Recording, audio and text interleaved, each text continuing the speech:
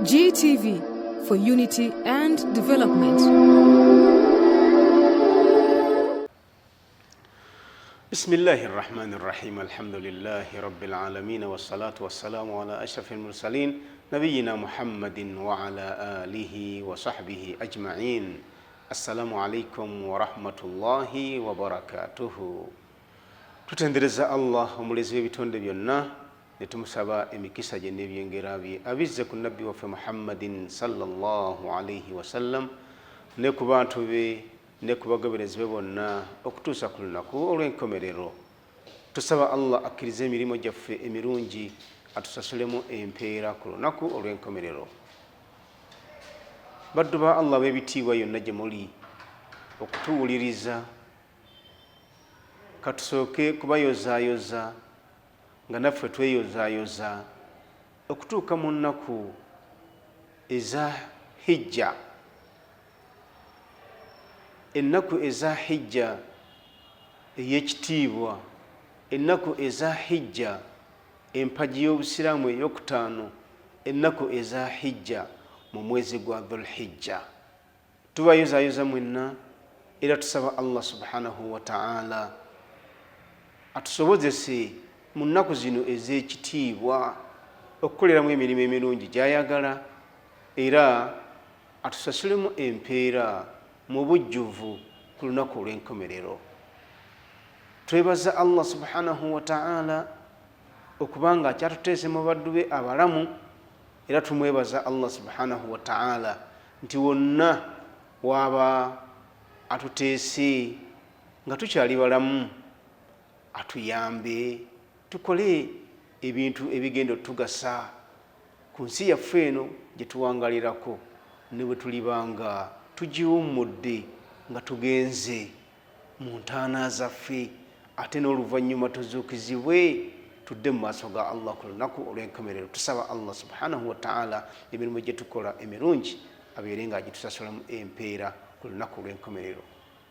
Mu ngeri y'emu katusooke twebaze ba haji ne ba hajat abagenze okukola emikolo egya hijja ey'omwaka guno 1443 bwe tweyongera okubasabira Allah abakuuma emirembe, bwe tweyongera okubasabira Allah abanguyirize empagi eno ey'okutaano bagituukirize bulungi era bakomewo mu mawanga gaabwe nga balamu bulungi nga n'emirimu gyabwe Allah subhanahu wa ta'ala agikkiriza. Eyo nga nvuddeyo ab'ebitiibwa mwenna, njagala tugende mu maaso n'omusomo ogwa zaka, ng'ate zaka muganda wa hijja, kuba mpagi nga hijja bweri mpagi ey'obusiraamu. Zaka mpagi ya busiraamu, hijja mpagi ya busiraamu, okusiiba mpagi ya busiraamu, okusaala mpagi ya busiraamu, okutuula shahada n'ogamba nti ashhadu an la ilaha illa allahu wa ashhadu anna muhammadan rasulullah, n'oyingira mu ddiini ya Allah ey'obusiraamu. Ezo ze mpagi z'obusiraamu. Era bwe mba nzize wano nga tuwayamu twejjukanyamu ebya zaka, tekitugaana kubeera nga tukoonako ne ku mpagi endala ez'obusiraamu. Kati yo ezaka muganda wa hijja, era bahaji ne bahajat n'abasuubuzi mwenna n'abakozi b'emirimu egitali gimu, zaka yaffe, zaka yammwe, zaka Allah subhanahu wa ta'ala agitulalikako ng'ayagala ffenna tugase. Bw'obanga oli mukozi weekolera mirimu gyo oba bakukozesa, bw'obanga olina emirimu gy'okola, oli musuubuzi, oli mulimi, oli musawo, oli musomesa, ezaka yiyo, ezaka yange. Naye bw'obanga oli mukulembeze mu structures ez'obukulembeze bw'obusiraamu, oli muwalimu, oli mukulu wa ttwale, oli district kadhi, oli regional kadhi, oli mufti n'abalala bonna besogeddeeko. Era zaka yiyo, zaka ekukwatako, zaka ekunoonya ekutereereze ebitagenze bulungi. Omusomo gw'ezaka gwe tuzze nagwo olwaleero nga mpagiruwaga mu mpagi z'obusiraamu, nga bw'olaba hijja ekolebwa e Makka, esitula abawanvu, abampi, abanene, abatono. Hijja nga bwe mugiraba esomba abeewala mu mawanga agatali gamu bagituukirize mpagi ya busiraamu. Era Allah subhanahu wa ta'ala agenda ogiraalika nga waliyo empagi ezaakulembera. Era hijja bannange ye yasembayo okulaalikibwa, ng'eswala yaggwa dda, nga zaka yaggwa dda, ng'okusiiba kwaggwa dda, nga n'okutoola shahada kwaggwa dda. Mu mpagi z'obusiraamu eyasookera ddala okulaalikibwa ye ya shahada, ne kuddako empagi ey'esswala, ne kulyako kuddako empagi ey'ezzaka n'okusiiba. Ezo nno zalaalikibwa mu kiseera kyekimu, kuba ezzaka n'okusiiba Allah subhanahu wa ta'ala abifuula bya tteeka ku buli musiraamu, omwami, omukyala. Nga nabbi sallallahu alaihi wasallama kyeyajja asenguke okuva e Makka okudda e Madiina nga wakayitawo omwaka gumu n'emyezi bwezi. Kati zaka gwe musomo gwe tuzze nagwo okwongera ku misomo gyaffe era gye tuzze tuyigiriza nga gya zaka. Nsaba Allah subhanahu wa ta'ala atugase n'ebyo bye tusoma, bye tweyigiriza, bye twejjukanya. Bannange mbaagala nnyo era nsaba Allah byonna bye tuba tusomye wano ku nsonga ya zaka abagase nabyo. Ezzaka nga etwagala, nga Allah yatwagaliza ebirungi nfaafa okutulaalikako zaka. Nga Allah wakisa, buli kye yatulaalikako oyinza okulowooza nti oba yatubinika bubinisi. Nedda si bwe kiri. Allah subhanahu wa ta'ala buli kye yatulaalikako yatukaatirwa nnyo ekisa, era n'akitulaalikako nga kitambulira mu busobozi bwaffe, kigwa mu busobozi bwaffe, kifiitinga saizi zaffe.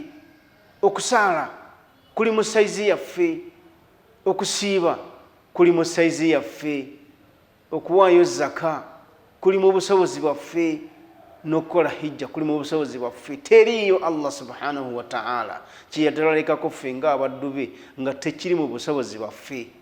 Eyo ensonga mugitwale nga nkulu.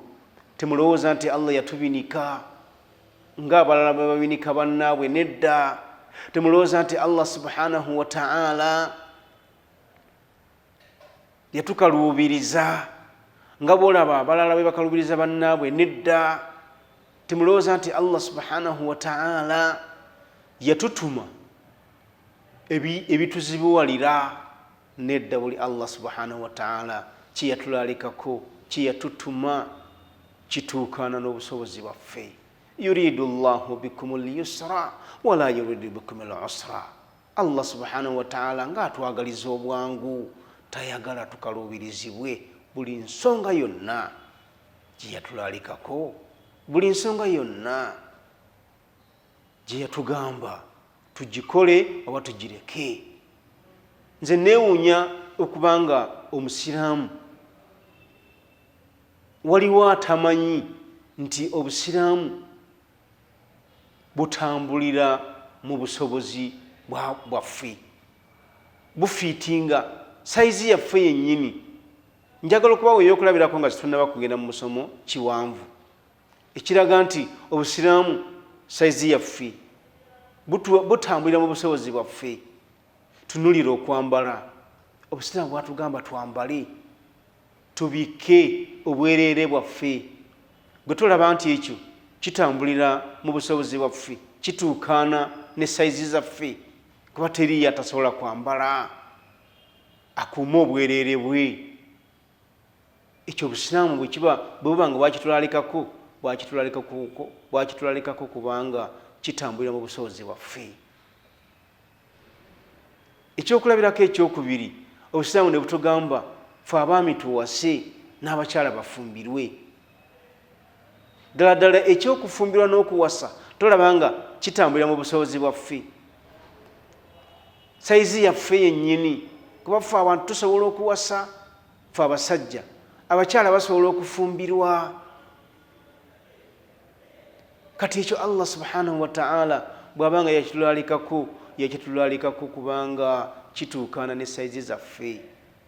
Ate bw'ogenda otunulira emigaso egya buli Allah kye yatulalikako togimalayo.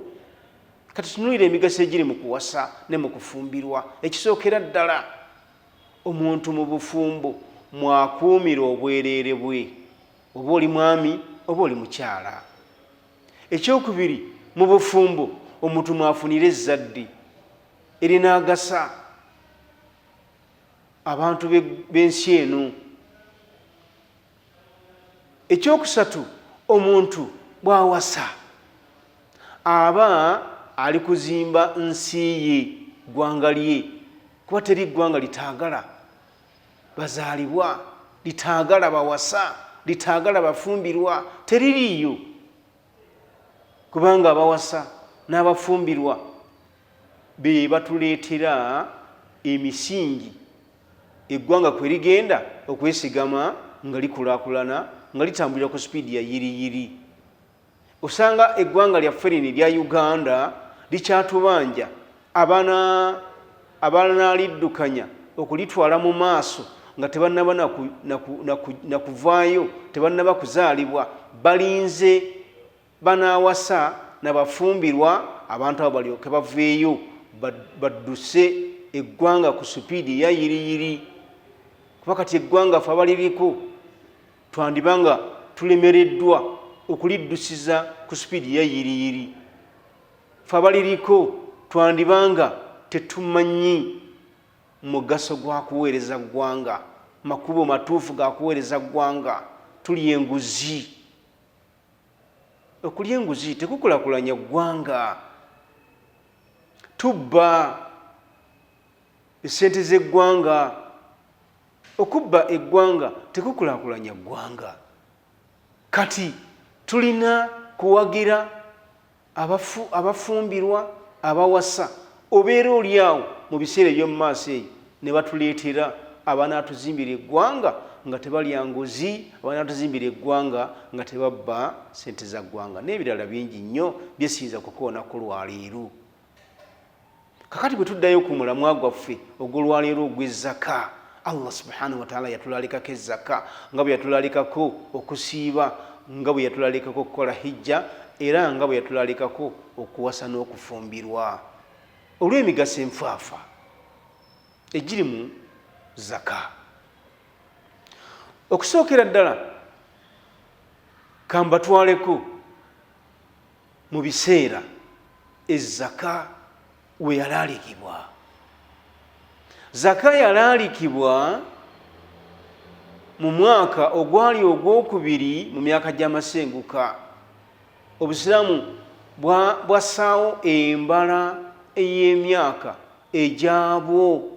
Tubala okuva ku masenguka ga mukadde waffe, omubaka waffe, mwagalwa waffe Nabbi Muhammadin sallallahu alayhi wasallama kwe yasengukamu ng'ava e Makka n'adda e Madiina. Tuli mu mwaka gwa 1443.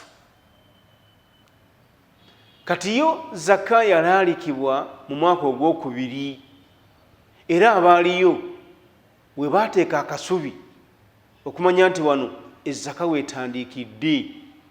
Kati negenda nga yeeyongerako kati ffe olwaleero ogw'enkulaakulana n'okukula n'okweyongera okw'emaali. Emaali y'omuntu ekula neyeeyongera singa agitoolamu zaka. Emaali y'omuntu ewera singa agitoolamu zaka. Eyo entegeka Allah subhanahu wa ta'ala yagyesigaliza. Allah subhanahu wa ta'ala bangi nnyo mu nsi muno bazze nga ayinjiwaliza emaali yaabwe olw'okugitoolamu ezaka. Allah subhanahu wa ta'ala bangi ku nsi kuno bazze nga abasiza emikisa mu maali yaabwe olw'okutoolamu zaka n'okutoolamu saddaaka. Ampuliriza bw'oba oyagala emaali yo egaziwe, eyinjiwale, yeeyongere, toolamu zaka. Tulina mu nsi muno abaddu ba Allah abatawunyikamu mu kutoola zaka, naye gye bakoma okutoola ezaka ne Allah subhanahu wa ta'ala gy'akoma okubagaziyiriza. Wano e Uganda njagala mbawe nnyo ebyokulabirako. Njagala mbawe ebyokulabirako. Waliwo omusajja abasinga temumumanyi naye mulaba ebye yakola.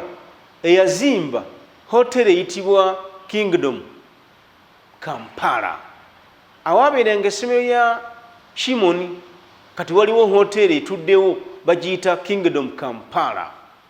Omusajja oyo eyazimba hoteri eyo bamuyita Walid Buntalal. Oyo omusajja alina ssente. Oyo omusajja Allah yamugaziyiriza. Oyo omusajja Allah subhanahu wa ta'ala yamussiza emikisa mu mirimu gye gyakola. Lwaki? Olw'okutoola ezaka, olw'okugyettanira. Era yabuuzaako n'ekibuuzo, si munnayuganda bannange, oyo omusajja wa Saudi Arabia. Lumu yabuuza ekibuuzo ng'akibuuza mufuti wa Saudi Arabia eyayitibwanga Abdulaziz bin Abdallah bin Baz rahimahullah, ng'amugamba, seeka nze nsobeddwa, sente Allah zanjazise, sikyasobola kuzibala, simanyi bungi bwazo, mbadde njagala kutoola zaka mu sente zange zonna naye sizimanyi muwendo. Baseeka munyambe, nkoze ntya era naatoolanga ntya ezaka mu sente zezisobola kubala? Sente nnyingi takyasobola kuzibala olw'ezaka gye yettanira, olw'ezaka gye yatoola. Bannaye Allah subhanahu wa ta'ala talimba. Bannaye Allah subhanahu wa ta'ala takwenya. Bw'aba yatusuubiza okutuyinjayawaliza emaali nga tugitoddemu zaka, bw'atyo bw'agiwa amakubo n'eyinjiwala. Omusajja oyo olw'obungi bwe obwa ssente, baseeka baamuwa amagezi nti nno balaabalangako z'onooba osobodde okubala. Z'omaliriza okubala z'oba ojjangamu zaka, z'otonnaba kubala sooka ozireke wali ku mabbali. Omusajja bw'atyo, kubanga waliyo aya mu Qur'an y'ekitiibwa etugamba nti fattakullaha mastata'tum. Allah mumugondere, Allah mumutye, Allah mukole byayagala, buli muntu okusinziira nga bw'asobola. Kakati gwe bw'oba olina ssente nnyingi tosobola kuzibala, balaabalako z'osobola okubala, ezo z'omaze okubala z'oba ojjangamu zaka. N'ow'emmere bw'atyo, Allah subhanahu wa ta'ala bw'aba akukungulidde emmere nga nnyingi tosobola kubala kilogulaamu zizaayo, pimapimako z'osobola okupimako, ezo z'onoobanga opimye z'osooka okugyamu zaka. Bangi nnyo bambi balima, Allah subhanahu wa ta'ala n'abakungulira, ne bakungula emmere nnyingi ey'empeke, ey'amatunda, naye bambi ne batatoolamu zaka. Kati Allah anaakwongera atya? Allah anaakugaziyiriza atya nga ekkubo lye yakusizaawo ery'okugaziyiriza obugagga bwo, ebyenfuna byo lya zaka? Kyova olaba bagiyita zaka, kubanga zaka hiya nnama wa ziyada, ge makulu g'ezzaka agasooka, kutugaziyiriza, kutwongerera mu bugagga bwaffe. Yewaawo Allah subhanahu wa ta'ala yatwazika amagezi tugalina, era omuntu asobola okutetenkanya n'amagezi ge, naye oyinza okutetenkanya n'ebirema, oyinza okukozesa amagezi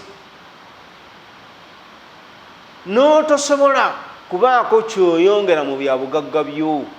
Bangi balina amagezi gaabwe ge bakozesezza naye bambi tegabatuusizza ku bugagga obungi, ku bugagga obuwera bangi.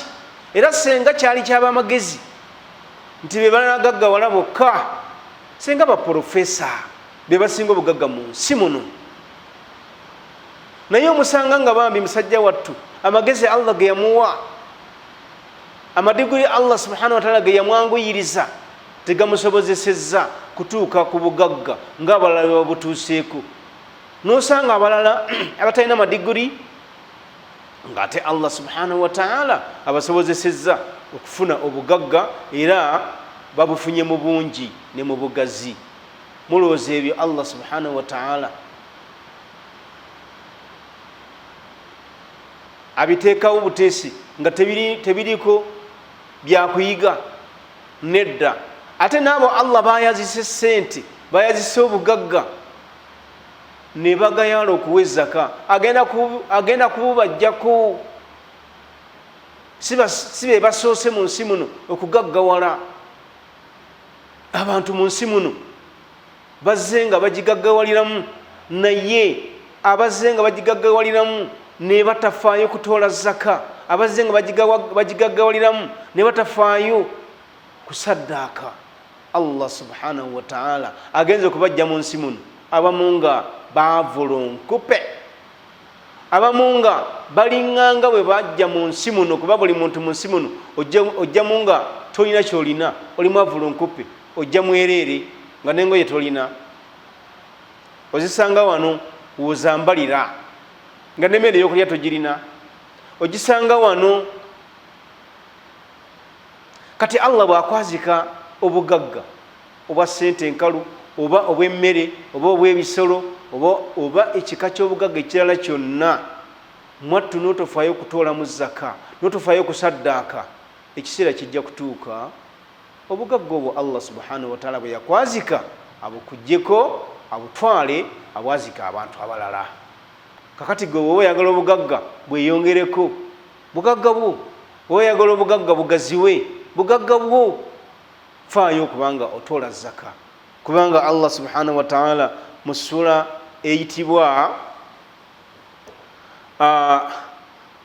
eyitibwa surati Rum mu aya 39 bw'ati bw'atugamba nga akkaatiriza ensonga ey'okuba nti abatoola ezzaka agenda kubayinjiwaliza emaali yaabwe, abatoola ezzaka agenda kubasiza emikisa mu maali yaabwe. Bw'ati bw'ayogera, a'udhu billahi minash shaitani rrajim, wama ataitum min riban liyarbuwa fi amwali nnasi fala yarbu inda Allah wama ataitum min zakatin turiduna wajha Allah faulaika humul mudhifun.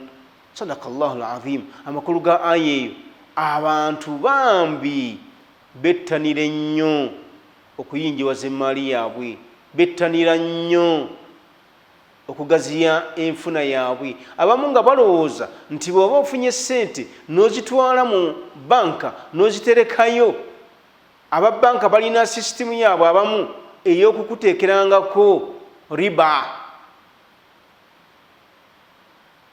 ennyongeza. Abamu balowooza nti eryo lyekkubo erigenda okuyinjiwaza emaali yaabwe, naye Allah subhanahu wa ta'ala eryekkubo yalidibya. Allah subhanahu wa ta'ala eryekkubo yaligaana. Ekkubo lya interest, ekkubo lya riba teririna kiriyamba ku kukula kwa maali, wazira ligisaanyawo buki busaanya. Kyokka ekkubo Allah lyateekawo okusinziira ku aya eyo agamba nti wama ataitum min zakati, naye ezaka gye muba muwaddeyo, turiduna wajha Allah, nga mwagala Allah abasiime, mwagala Allah abakwatireko, mwagala kufuna bifo bya kumwanjo wa Allah na kussa mu nkola tteeka lye, faulaika humul mudhifun, abo Allah bagenda okuyinjiwaliza, abo Allah subhanahu wa ta'ala bagenda okugaziyiriza, abo Allah subhanahu wa ta'ala n'empeera yaabwe bagenda okwongerako. Sadakallahu alazim. Ebyo Allah babanga yabyogera, eyantonda, eyakutonda, eyatonda ebiri ku nsi kuno byonna nga bwe yabyogera bwe biti bwe biri. Kyova olaba nti abantu abategeera ezzaka, abantu abamanya ezzaka, emigaso gyayo, obulungi bwayo, buli mwaka bawaayo zaka, buli mwaka basasula zaka, kubanga Allah subhanahu wa ta'ala yalaganyisa okuyinjiwaza emaali y'omuntu awa zaka. Allah yalaganyisa okussa emikisa mu maali y'omuntu awa zaka. Allah subhanahu wa ta'ala yalaganyisa omuntu awa zaka okubanga amwongeramu amakubo amalala aganagaziya emaali ye, so nga ate n'empeera ye wa Allah subhanahu wa ta'ala yeeyongera okugaziwa, yeeyongera okubeera ennene, agenda kugisanga ku lunaku olw'enkomerero ng'empeera mpitirivu. Yeewunye eno yavangawa ko eyava mu zaka, kubanga abantu b'omulembe guno, abantu b'ensi eno bakodowalidde zaka, abantu bagayaliridde zaka, abantu balagajjalidde zaka, ng'ate zaka bannange Allah subhanahu wa ta'ala yatuteekerawo omukisa nga yegenda okutuyambako okubeera nga etutemera amakubo ewa Allah aganayinjiwaza emaali yaffe, aganagaziya enfuna yaffe. Ago ge makulu agasooka, makulu g'ezzaka. Yayitibwa zaka kubanga mu kikula kyayo ewa ekkubo, ewa omwaganya eri omuntu agitodde okubanga emaali ye egaziwa, emaali ye yeeyongerako, obugagga bwe buyinjiwala. Ekibuuzo kankyebuuze, naawe nkikubuuze, waliwo atayagala muffe maali ye kugaziwa, ng'ayagala emaali bw'aba yatandika na mutwalo, omwaka gugweko ng'alina mutwalo, n'omwaka omulala gugweko ng'alina mutwalo, nga tayagala gweyongereko? Waliyo akyagala ekyo? Waliyo akisanyukira ekyo? Nze sikisanyukira. Nze kamwa koogera, nze bwe mba natandika na mutwalo, njagala omwaka omulala gunsange nga nina mitwalo 10. Bwe mba natandika na kakadde, njagala omwaka omulala gunsange nga nina bukadde 10 n'okusingawo. Abantu tuli batomi, abantu twagala ennyongeza, twagala okweyongerayo, twagala okukulaakulana. Y'ensonga lwaki bwe weyagala okukulaakulana okwannamaddala, bwe weyagala okukulaakulana okwenkuggu kwennyini, bwe weyagala okukulaakulana, yita mu kkubo Allah subhanahu wa ta'ala yakusizaawo, kubanga Allah subhanahu wa ta'ala eri ekkubo lye yassaawo lyeryo lyennyininyini erinaakutuusa mu kukulaakulana. Zaka hiya nnamaa'u wa ziyaada, ge makulu gaayo agasooka. Oba obadde tokimanyi, kitegeere okuva n'olwaleero.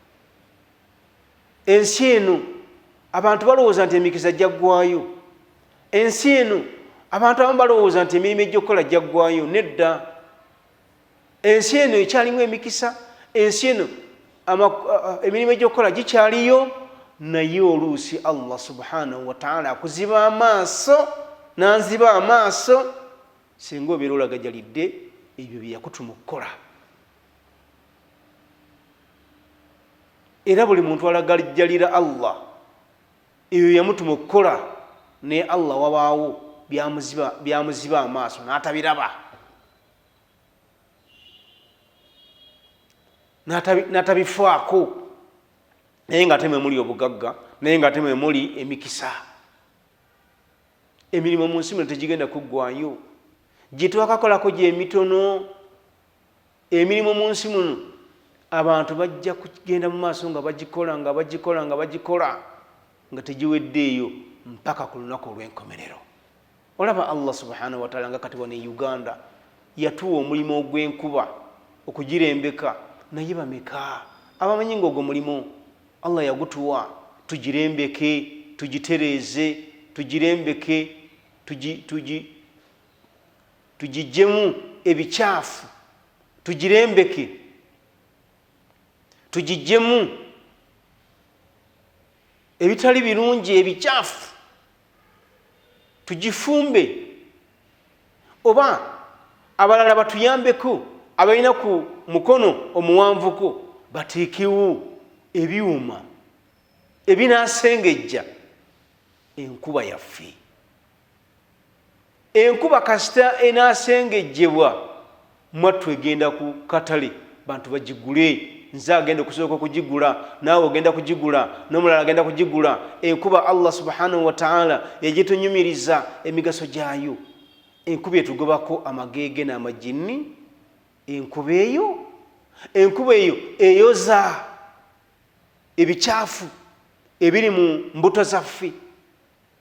وَيُنَزِّلُ عَلَيْكُم مِّنَ السَّمَاءِ مَاءً لِيُطَهِّرَكُم بِهِ وَيُذْهِبَ عَنكُمْ رِجْزَ الشَّيْطَانِ وَلِيَرْبِطَ بِهِ عَلَى قُلُوبِكُمْ وَيُثَبِّتَ بِهِ الْأَقْدَامَ.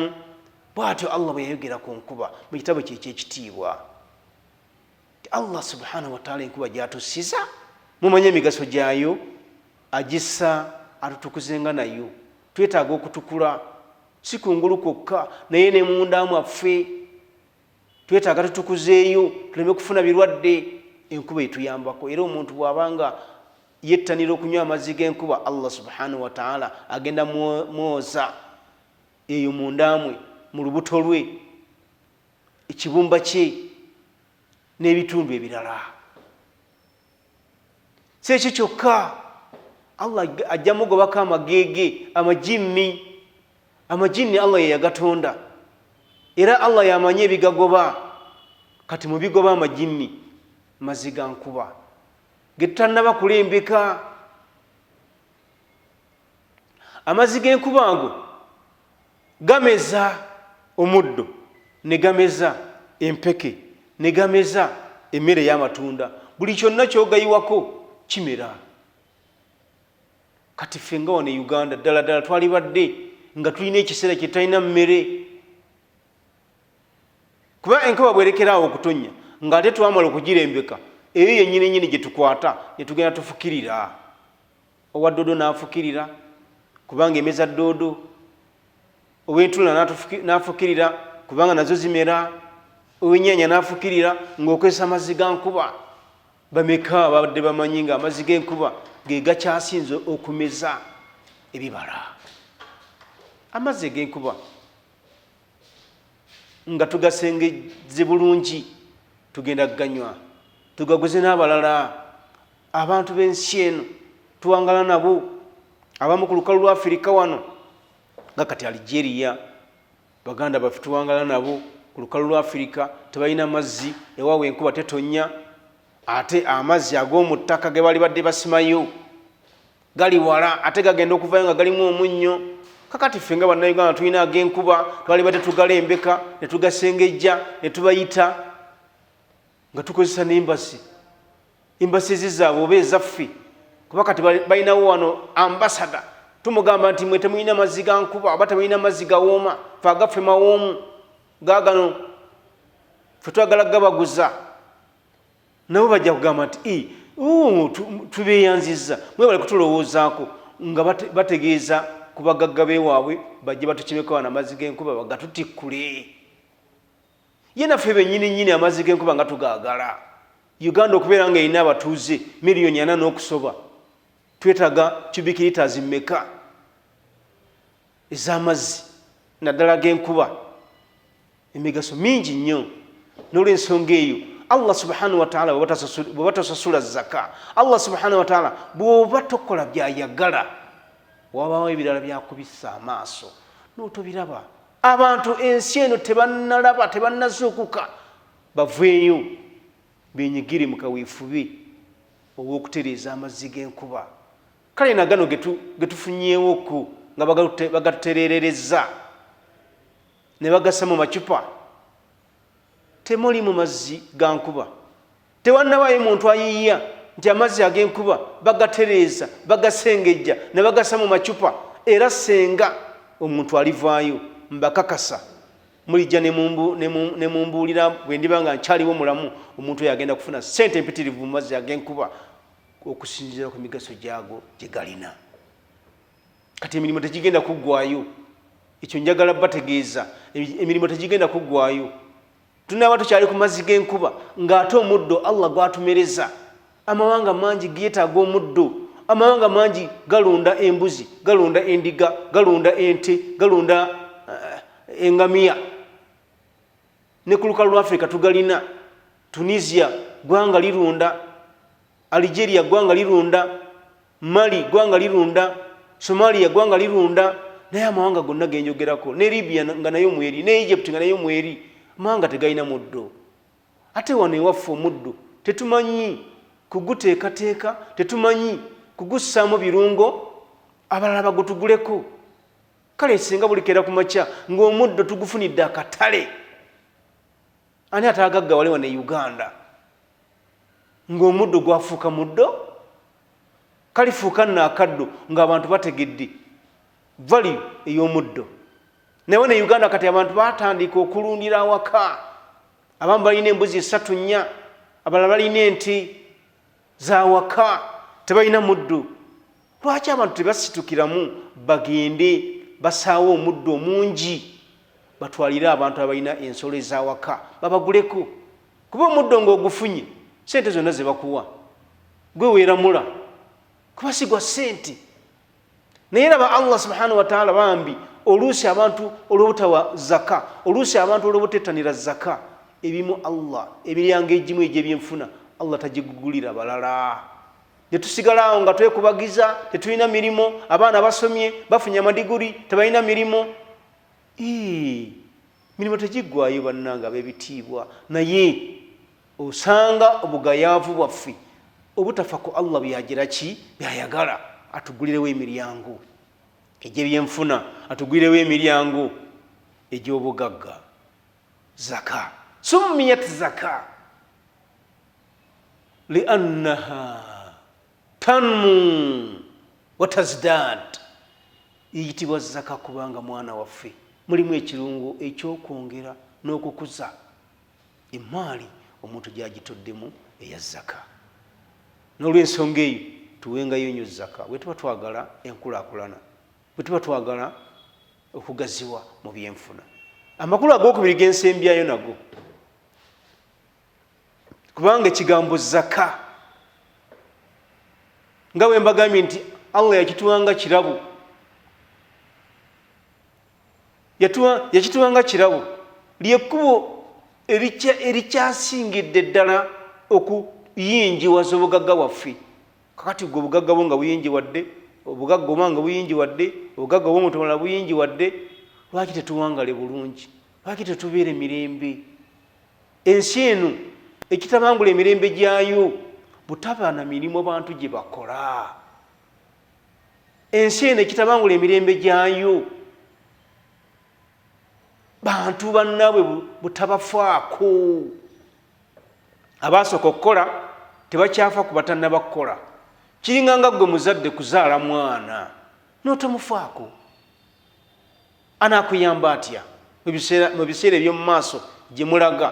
Kuba ggwe onaaba okaddiye omwana nga akuze, asajja kudde bw'abeera musajja, akazi wadde bw'abeera mukazi, anaakufaako atya?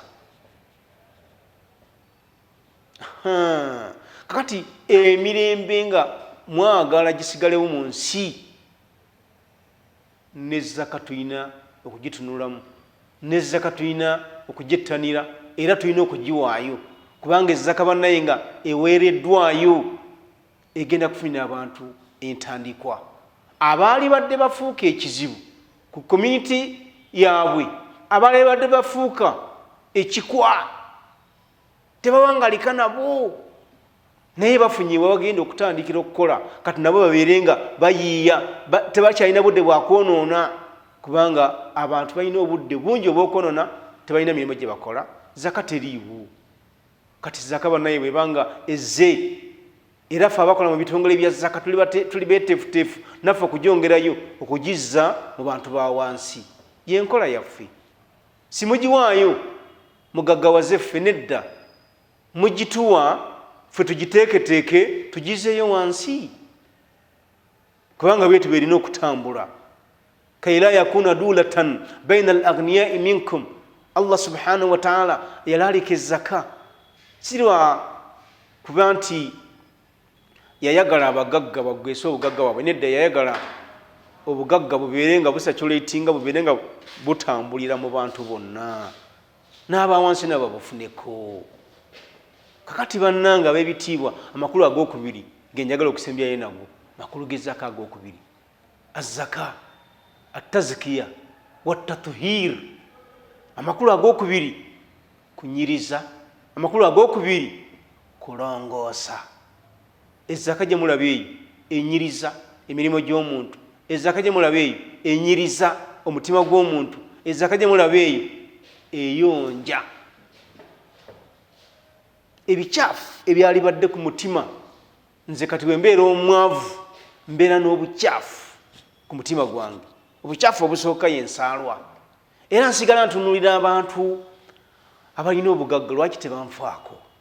Abantu abalina obugagga lwaki nze tebandabawo? Kuba nange ndi muntu munnaabwe. Naye munnaye senga abalina obugagga bandabawo, abalina obugagga bankwatirako ne bansunirako. Ne baba nga tebampadde bugagga waabwe bwa mu makkati. Omuntu alina kakadde n'atampa emitwalo 5 naye ne bampaako yadde mutwalo gumu. Ngenda kunaabuuka. Era ngenda kumulombera eddwa ekakasa nti naabuuse. Allah akuwa edduniya. Ampe edduniya nze akuwadde omutwalo. Ate gwe akuwa eki? Kubanga omuntu ekyo kiraga nti anaabuuse. Era bwe twogera ku zaka nti eyonja enaabulula, okirabira ddala mu kigambo ekyo omuntu nga balina kye bamukwatiddeko. Munnaamwagaliza birungi byenkana duniya namba ng'ate naye kennyininyini mu duniya gy'ali kwagaliza munne alina bye yeetaagamu, naye yeerabira atuuka n'okwerabira ng'alina bye yeetaaga mu duniya. Duniya yonna n'agyagaliza munne. Allah akuwa edduniya, Allah akuwa ejjana, ate gwe akuwa muliro. Ebiseera ebisinga omuntu ng'omuyambye n'omusaddaakira oba n'omuwa zaka, omutima gwe gugenda kunaabuuka. So nga naawe ogugwo gunaabuuse kubanga Allah subhanahu wa ta'ala gwe toyinza kuwa zaka gwagitodde omwami oba omukyala n'anaabulula bali b'ogiwadde nga gwagitodde tonnaba kunaabuuka, gwasooka okunaabuuka. Olwa aya egamba a'udhu billahi minash shaitani rrajim khudh min amwalihim sadaqatan tutahhiruhum wa tuzakkihim biha wa salli alayhim inna salataka sakanun lahum. Eyo aya esangibwa mu surati Tauba aya namba 13. Amakulu gayo mu bufunze Allah tugamba ati beera ng'osolooza zaka. Gwali mu bukulembeze bw'obusiraamu, oli mufuti wa Uganda n'abamuddirira, oli sekutale wa zaka, baakusaawo kati nga nze sekutale wa zaka. Banga osolooza zaka mu basiraamu abaami n'abakyala gy'onooba tukuzanga nayo. Eyo zaka etukuza abantu abagiwaddeyo nga tennaba kutukuza bagenda kugigabana, bagenda kugifuna. Kati omuntu ng'awaddeyo zaka anaabuuka kuba naye mu butuufu abeera yeetaaga ebinaamunaabulula. Okimanyi nti omuntu nga mukodo oyo abeera alina ekko ku mutima gwe ng'ow'ensaalwa. Kati ekko n'ensaalwa, ensaalwa ebeera mu baavu ate obukodo bubeera mu baki? Bubeera mu bagagga. Omugagga nga asaddaase, omugagga nga awaddeyo zaka abeera anaabuuse obukodo, nga n'omwavu senga abeera afunye ku zaka abeera anaabuuse ensaalwa. Bannaye ab'ebitiibwa ebigambo ebyo bikulu, ab'ebitiibwa ebigambo ebyo bya ttendo. Nsaba Allah subhanahu wa ta'ala tugase nabyo, era nsaba Allah subhanahu wa ta'ala bwe tuba nga tubibuliridde tubitwale nga bya mugaso, twegase nabyo, tusaddaake, tuweeyo zaka. Nzija kuddawo n'omulundi omulala mbabalire engeri gye tusasulamu zaka, owa ssente nkalu, ow'ebisolo, ow'emmere n'ebirala byonna insha Allah ta'ala. Nsaba Allah subhanahu wa ta'ala atuwangalize ku busiraamu, ate era ne bwaliba nga tujja mu duniya muno atujjamu nga tuli bakkiriza. Subhanaka Allahumma bihamdik nashhadu an la ilaha illa anta nastaghfiruka wa natubu ilayka. Wassalamu alaykum wa rahmatullahi wa barakatuh. GTV, for unity and development.